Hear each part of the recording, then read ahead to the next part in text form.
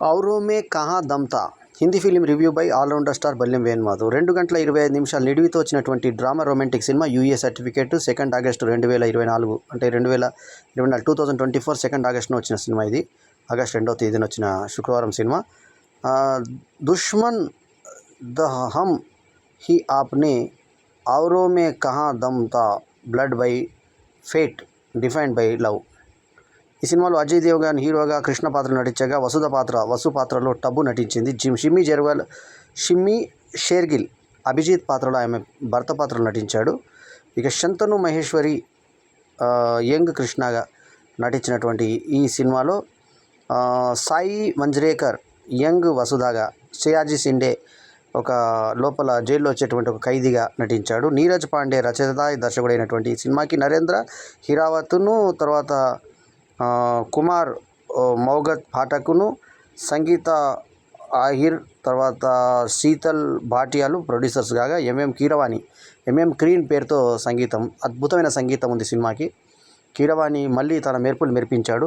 Past life అనేటువంటి ఒక Korean cinema, తర్వాత సప్తసాగరాలు దాటి అనే మన కన్నడ సినిమా రక్షిత్ శెట్టిది. ఆ 2 సినిమాల మిశ్రమాన్ని కలిపి ఔరోं में कहाँ दम था అనే ఒక పిచ్చబుక్ టైటిల్తో ఈ సినిమా తీశాడు. పిచ్చబుక్ టైటిల్ అని ఎందుకు అన్నానంటే, ఈ సినిమా టైటిల్కి ఈ సినిమాకి సంబంధం లేదు. సినిమా మంచి సినిమా. అందులో 2 మర్డర్స్ చేశాడు కృష్ణ తన యంగ్ లైఫ్లో. ఆ యంగ్ వ్యక్తిగా శంతను నటించాడు, బాగున్నాడు అతను చూడడానికి. అట్లాగే సాయి మంజ్రేకరు యంగ్ వసుధాగా నటించింది.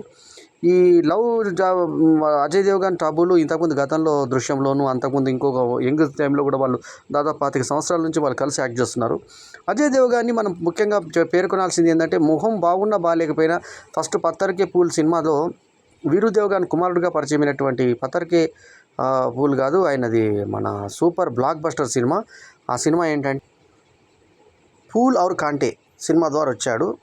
సో అప్పుడు ఎవ్వరూ అనుకోలేదు అజయ్ దేవగన్ ఇంత పైన నటుడు అడుగుతాడని. త్రిపురార్ సినిమాలో కూడా స్పెషల్ అపీరెన్స్ రాజమౌళి సినిమాలు చేయడం జరిగింది అతను. సో అజయ్ దేవగన్ ఒక మంచి పాత్రలో నటించినటువంటి సినిమాలో యువకుడు ఉన్నప్పుడు 2 హత్యలు చేసి జైలుకి వెళ్తాడు. ఆ జైలు నేపథ్యం అంతా మనకు సప్తసాగరాలు దాటిలాగా ఉంటుంది. పాస్ట్ లైఫ్ ఏమో అక్కడ లవ్ స్టోరీ తీసుకున్నాడు. అయితే ఆయన బయటకు వచ్చే ఇంకా తనకు పొడిగించమంటాడు శిక్షని. ఎందుకంటే నువ్వు ప్రవర్తన బాగుంది, సత్ప్రవర్తన మీద రిలీజ్ చేస్తున్నావు అంటే వద్దు అని కావాలని ఒక గుండాన్ని కొడతాడు. సో అతను 2 హత్యలు చేసిన వాడని చెప్పి అందరూ భయపడుతూ ఉంటారు. అటువంటి టైంలో అతను ఫ్రెండ్ వచ్చి నేను ఎంతో కష్టంగా ఇడిపించానంటే, తీరాబోతే ఆయన ఎవరు కోసం వెయిట్ చేస్తున్నాడో ఆ వసుదేవ్ యొక్క భర్త జిమ్మీ షెర్గిలే ఈయన ఇడిపించాడన్న సంగతి తెలుస్తుంది.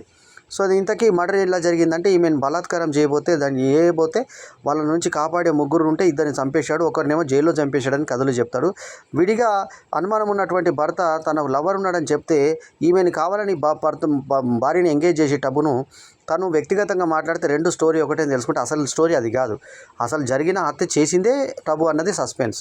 సో ఆమె వసు పాత్ర చేస్తే తన మీద వేసుకొని వెళ్ళిపోతే నన్ను గుర్తుపెట్టుకుంటావంటే, నేను మరిస్తే కదా, నిన్ను మరిచిన క్షణమే కదా నేను గుర్తుపెట్టుకునేది, నేను ఇంత కష్టపడ్డది నువ్వు సుఖంగా ఉండాలని, ఒక మంచి పొజిషన్లో ఉండాలని చెప్పి ఆమె భర్తకు త్యాగం చేసేసి అతను మౌనంగా వెళ్ళిపోవడం కథ.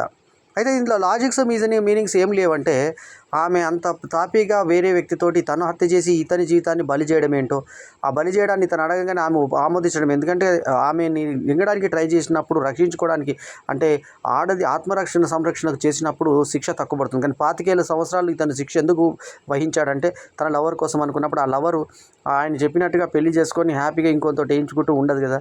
అటువంటి పరిస్థితిలో ఈ సినిమాలో కనబడతాయి. అంటే త్యాగం ఒకటి కేవలం కృష్ణ పాత్రలోనే కనబడుతుంది, టబు పాత్ర కేవలం కాళ్ళ మీద పడడం వరకే సరిపోతుంది అనిపించే విధంగా ఉంది. ఇక పర్ఫార్మెన్స్ల ప్రకారంగా ఆలోచిస్తే అజయ్ దేవగన్ అద్భుతమైన నటనను చూపించాడు. అట్లాగే టబు కూడా చాలా బాగా చేసింది. అతను ఫ్రెండ్గా చేసిన వాళ్ళు బాగున్నాడు. అట్లాగే యంగ్ చేసినటువంటి టబు సాయి మంజ్రేకర్ ఆ యంగ్ పాత్రను పోషించింది.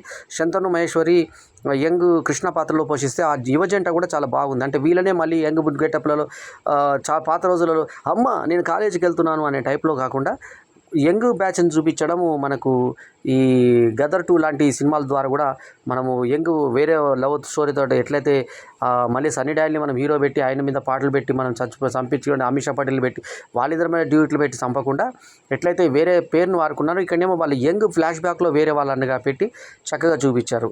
సో సియాజీ సిండే తెలుగులోనే కాదు హిందీలో కూడా ఆయన ఎన్నో సినిమాలు చేసి ఉన్నాడు కాబట్టి ఆయన పాత్ర బాగుంది.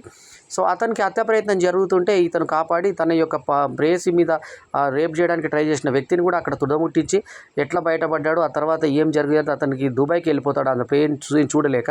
అయితే మీ ఇద్దరిని ఎలా డీల్ చేయాలనుకొని ఒక అనుమాన భర్తగా షిమ్మి చెరిగాలు ఉంటాడు. ఆయన పైనుంచి చూస్తుండగానే ఇతనికి హృదయానికి అతుకేని కౌగిలించుకుంటే నీ భర్త పైనుంచి చూస్తున్నాడంటే చూస్తే చూడని ఇవాళ మనం ఎవరు ఆపలేరండి, నన్ను ఎప్పుడు గుర్తుపెట్టుకొని నేను మర్చిపోతే కదా అన్నట్టు పొయిటిక్ డైలాగ్ చెప్పి అతని ఫ్రెండ్ ఒక గంట టైం అడిగితే ఆ గంట మాట్లాడుకుంటే ఈ లోపల ఆమె బాగా ఎదిగినటువంటి తన ఇది చూపించి భర్తతో మాట్లాడించే ప్రయత్నం చేస్తుంది. నేను ఏది దాచలేదు నా భర్త దగ్గర అని చెప్తుంది, ఎందుకంటే మోసం చేయదలుచుకోలేదు నా భర్తను అంటుంది.